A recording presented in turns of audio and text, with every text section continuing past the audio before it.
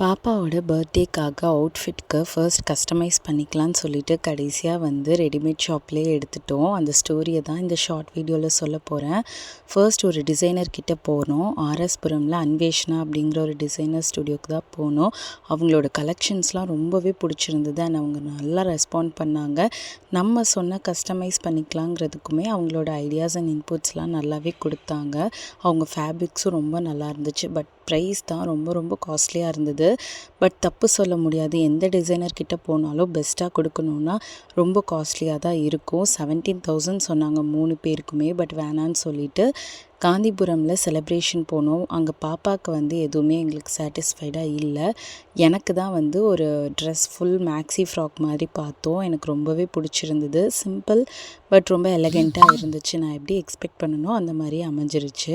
And பாப்பாவுக்கு ஆர்எஸ்புரமில் ஒரு சின்ன பொட்டிக், எனக்கு பேர் தெரியல, அங்கே நான் எப்படிலாம் கஸ்டமைஸ் பண்ணணும்னு நினச்சனோ அதே மாதிரி எனக்கு ரெடிமேடாக கிடச்சிருச்சு. குட்டி குட்டி பட்டர்ஃப்ளை அண்ட் என்னோடய ட்ரெஸ் கலரும் அதிலே இருந்ததுனால நான் ரொம்ப ஜாலியாகிட்டேன். டக்குன்னு அந்த ட்ரெஸ் எடுத்துட்டேன். ப்ரைஸும் 2500 அந்த மாதிரி தான் இருந்துச்சு.